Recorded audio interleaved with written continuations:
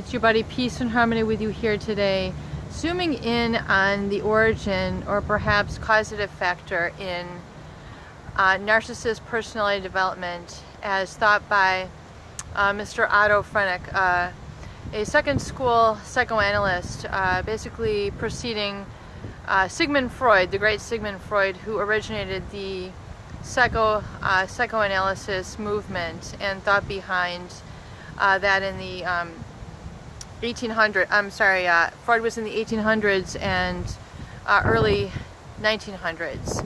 And looking at really where he thought a lot of this originated, a lot of people wonder, well, how did all this start? You know, why does this person develop this way? Why are they a narcissist? Really, what is the causative factor here?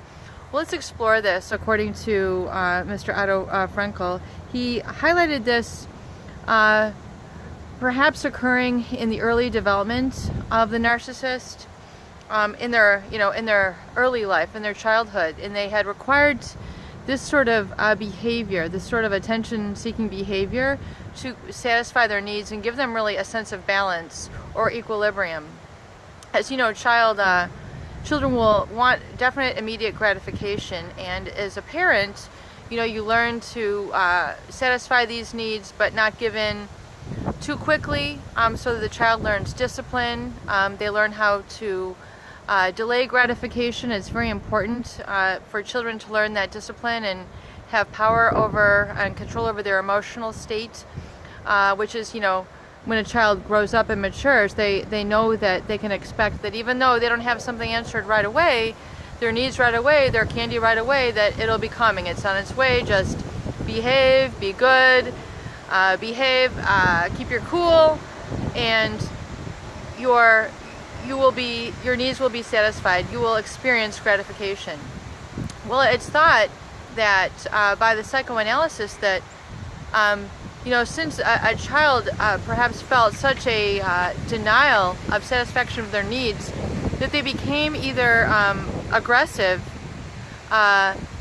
towards people in their environment in order to obtain what they needed, i.e. supply, or they obtain their narcissist supply by developing tools of ingratiation, which means ways of getting people to essentially be on their side.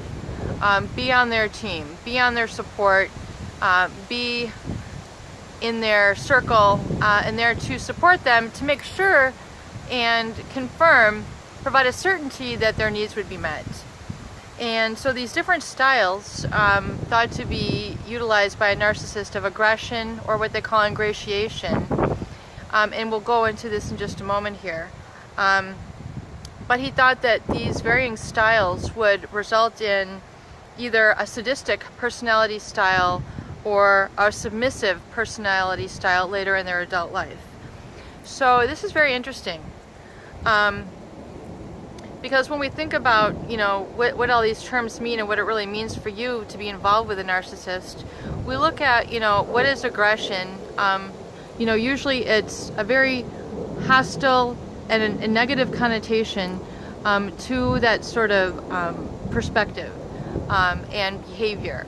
So something that's aggressive, you know, usually is coming without discipline, without consideration or the needs of others, a discourtesy to others, and, you know, a rudeness perhaps. And so the aggressiveness is really kind of played out by the narcissist in a number of ways. Really, when we see about it, how it manifests, or what it means, how they treat others in their environment. In other words, you know, aggressive, meaning that they will go after a one-track pursuit of fulfilling their needs, and really without the acknowledgement that the other person is satisfied as well, that the other person whom is in the relationship, that they have their needs met, that they have equal representation, that they have their opinions heard, that they have their voice heard, that they have input, that they have equal ground. There's not this superior and inferior sort of hierarchy in the relationship. And oftentimes I hear so many viewers say that that is their experience, that it feels very one-sided. And in the relationship, that the narcissist perceives their needs as more important than the needs of who they were with. And that's where we really get into a danger zone with a narcissist. And now when we think about, what does it really mean if a narcissist is submissive? Submissive means, the opposite really of aggressive.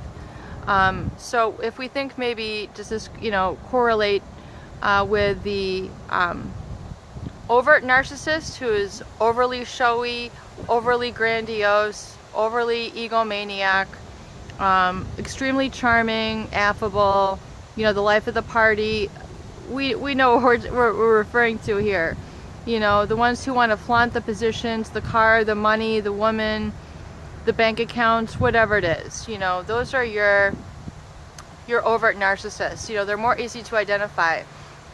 But perhaps the covert narcissist obtains their supply by by being a little bit more submissive. Submissive, meaning basically more laid back, more yielding, more prone to get their needs satisfied by being less vocal, if vocal at all. They want you to kind of jump to rescue them. And, it's in the rescuing sometimes that people get caught in that cycle and end up becoming what they call codependent, where they strictly have a role or position in the relationship where, they are solely taking care of the other's needs in the relationship to the lack of satisfying their own needs, or to the subverting or submerging of their own needs. In other words, burying their own needs, foregoing their own needs. And so that can be very, very dangerous because, if you're not being heard, if you're not being recognized, your needs are not being met, you're not going to be able to sustain the relationship, and you're going to suffer. And so let's look at perhaps some of the ingratiating ways that are used. It's a psychological technique in which a person will attempt to influence, manipulate, or control others by becoming more likable or attractive to their target. They specifically seek to get people on their side by maybe agreeing with all of their values, agreeing with all of their opinions. They don't really seem to, the submissive type doesn't really seem to stand out too much. They don't really seem to put forth a lot of values on their own. They just kind of agree with everybody. And also, the submissive narcissist really wants to be favorable to them, so they will do ingratiating behaviors, doing favors for people, really trying to win people over through these various ingratiating methods. And so, what we really need to understand is that as a source of supply with a narcissist, if you're not feeling equal representation in the relationship, where you're being ignored more or less, or you're being invalidated or cut short, then that's the end result and what it looks like, what it feels like, what it's experienced like. And so people who stay with a narcissist, they're going to have to accept that you serve essentially as a source of supply for them, and that's the end all be all. They really are very resistant and prone to change. Peace and harmony with you here today. I hope these videos help. Please share and please subscribe for more great tools, videos, discussion, and support.